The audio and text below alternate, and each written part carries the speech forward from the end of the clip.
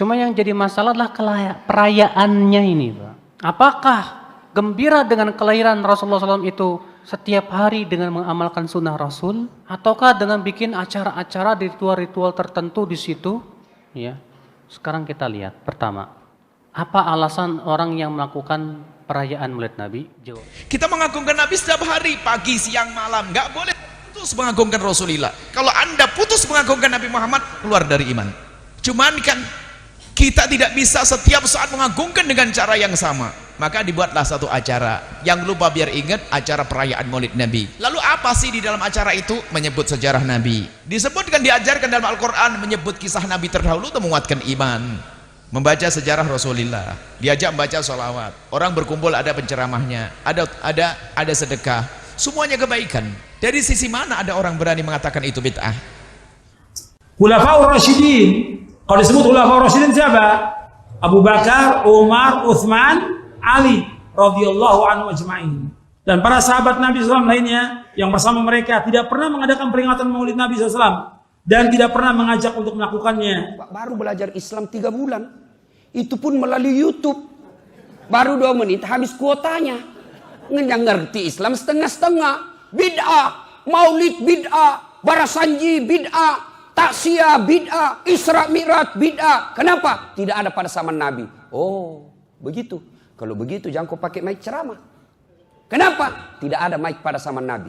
Maulid Nabi adalah suatu ritual yang tidak pernah diajarkan oleh Nabi dan para sahabatnya, maka kita pun tidak melakukannya.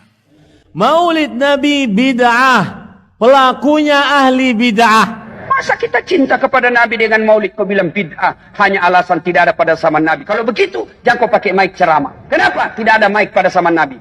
Gak pernah ada riwayat Nabi mengadakan maulid Nabi, gak pernah ada. Sama sekali. Dan Nabi berdakwah berapa tahun? Nabi berdakwah berapa tahun? 23 tahun. Gak pernah ada riwayat Nabi mengadakan peringatan maulid dalam rangka umpamanya untuk menarik kaum musyrikin atau kafir masuk dalam agama Islam. Gak pernah ada. Bagaimana kau mau teladani Nabi kalau sejarah Nabi kau tidak tahu? Bagaimana Anda mau tahu cara Nabi tidur kalau tidak pernah tahu sejarah Nabi? Gimana kita mau teladani Nabi? Maka itulah gunanya maulid.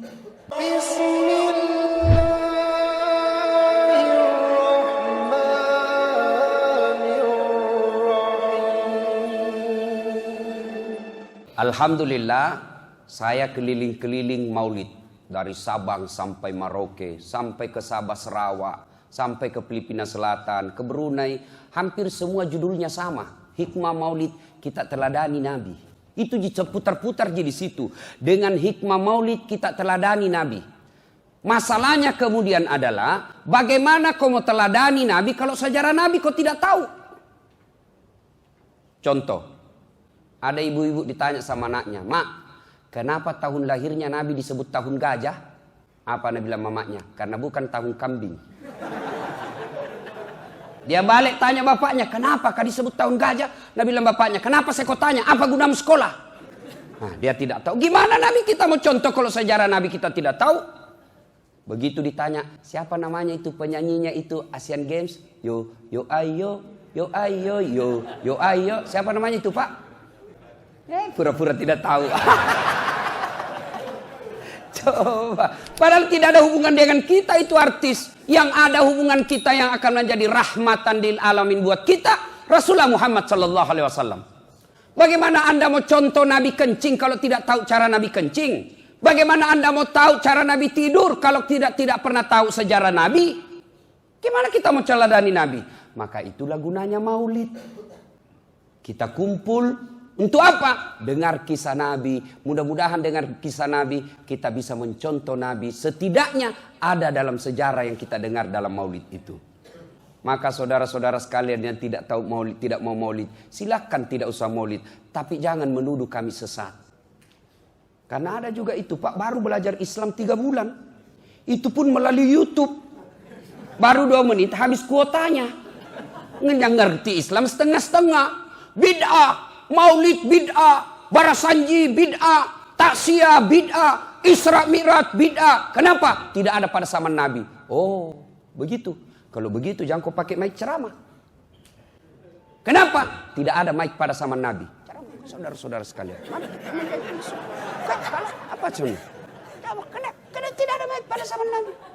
Kalau begitu, jangan kau pakai zakat fitrah pakai beras. Kenapa? Nabi pakai zakat fitrah tidak pakai beras.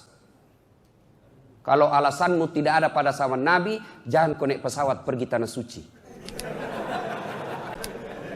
Kenapa? Nabi dulu dari Madinah ke Mekah, haji umrah, pakai onta, pakai mahkota. Saya yakin dari polisi Mapolda naik onta dari Dayak, kandalah kalau sampai kok. Ini kan banyak orang belajar agama bikin takut-takut, Pak. Seolah-olah dia saja punya surga. Sedikit-sedikit bid'ah, masuk neraka. Nenekmu punya neraka, bos. Kasih masuk juga surga, kan luas gitu surga. Biar seluruh dunia masuk, muat. Kalau kau tidak mau kami di tengah, biarlah kami di pinggir, teras-teras. Kau saja di tengah. Yang penting jangan kau kasih masuk ke neraka. Ada yang itu penceramah sangi neraka saja na cerita. Judul ceramahnya 140 kesalahan orang yang sholat.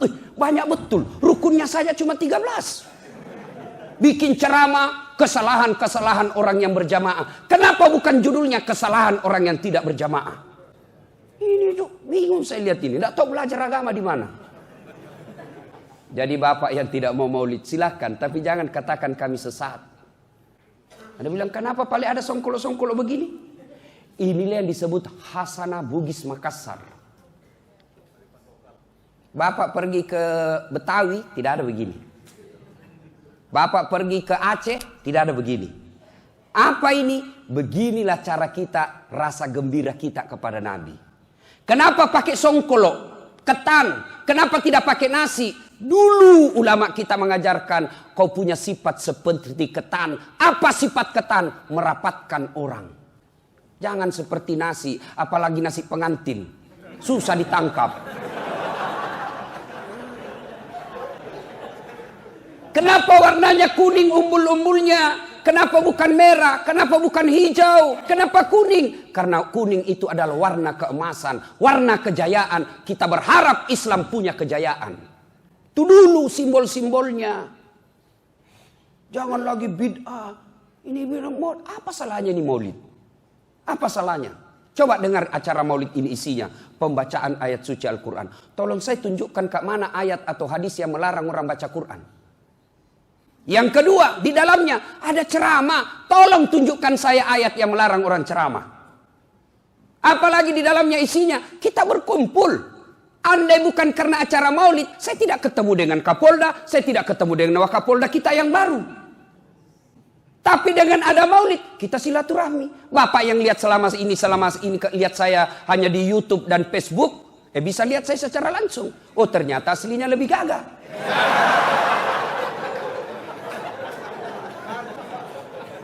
Yang ketawa bos, serius bos. Dengan apa? Maulid. Nih, di maulid ini ada sedekah-sedekah. Ada dos-dos-dos.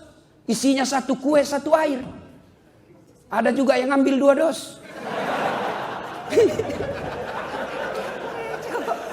Tidak apa-apa, yang penting teman sudah dapat, jangan bapak ambil 2. Kalau teman sudah dapat semua bapak ambil 2, rezeki namanya itu. Itulah yang disebut PLTU, pada laut tak pada upe. Yuk bapak saudara-saudara sekalian. Nah, bagaimana kita mau tahu sejarah Nabi? Bagaimana kita mau mencontoh Nabi kalau kita tidak tahu sejarahnya Nabi? Saya tanya dulu. Ibu-ibu dulu, ibu-ibu yang di belakang yang cantik-cantik. Bu, berapa anaknya Nabi? Apa Anda tahu?